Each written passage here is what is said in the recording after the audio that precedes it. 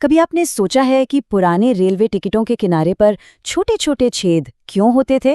आज हम भारतीय रेलवे के टिकटों की इसी भूली बिसरी कहानी के पीछे छिपे एक बड़े तकनीकी रहस्य को समझने वाले हैं। हाँ, वही छेद।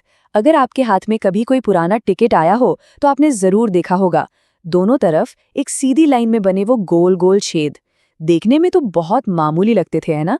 पर चलिए आज इसी छोटे से दिखने वाले रहस्य की पूरी कहानी जानते हैं।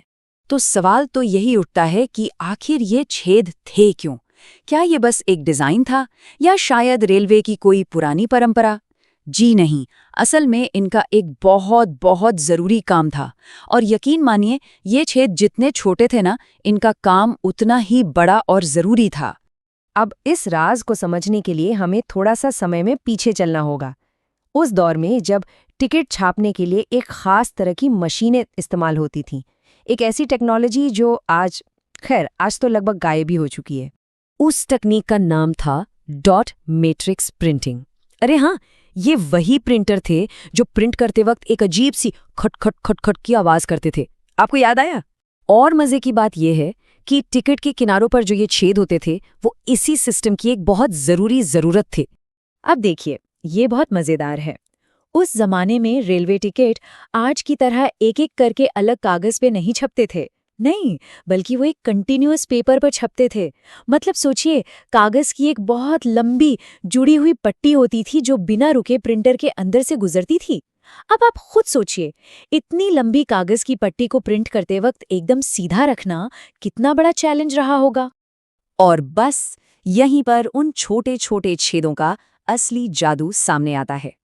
उन्होंने प्रिंटिंग की इस सबसे बड़ी मुश्किल का एक बहुत ही सरल लेकिन जीनियस समाधान निकाला था। वैसे इन छेदों का एक टेक्निकल नाम भी था। इन्हें कहते थे स्प्रॉकेट होल्स। मतलब ये कोई ऐसे डिजाइन के लिए नहीं बना दिए गए थे, बल्कि ये एक बहुत सोची समझी इंजीनियरिंग का हिस्सा थे। तो ये काम कैसे करते थे? बहुत सिंपल तरीके से। देखिए, डॉट मैट्रिक्स प्रिंटर के अंदर ना छोटे छोटे दांतेदार पहिए लगे होते थे। ये पहिए टिकट के इन गोल छेदों में एकदम एकदम परफेक्ट फिट हो जाते थे।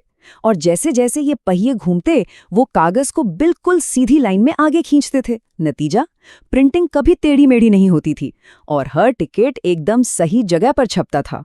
इसको ऐसे समझिए, जैसे एक ट्रेन को चलने के लिए पटरी चाहिए, है ना? ठीक उसी तरह उन पुराने प्रिंटर्स में कागज को सीधा चलाने के लिए इन छेदों की जरूरत थी।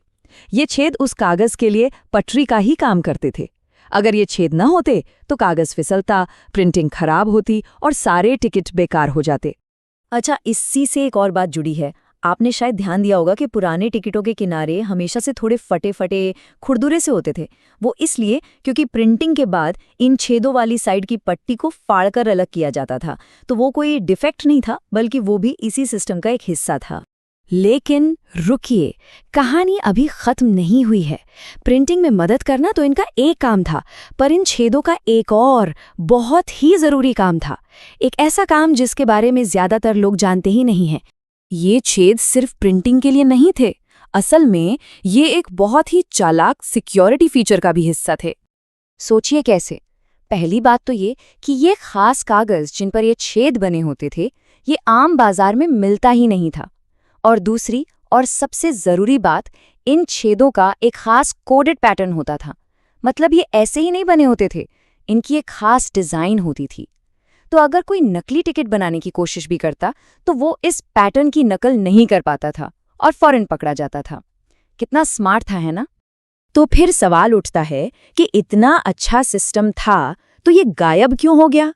जवाब सीधा सा है, टेक्नोलॉजी बदल गई।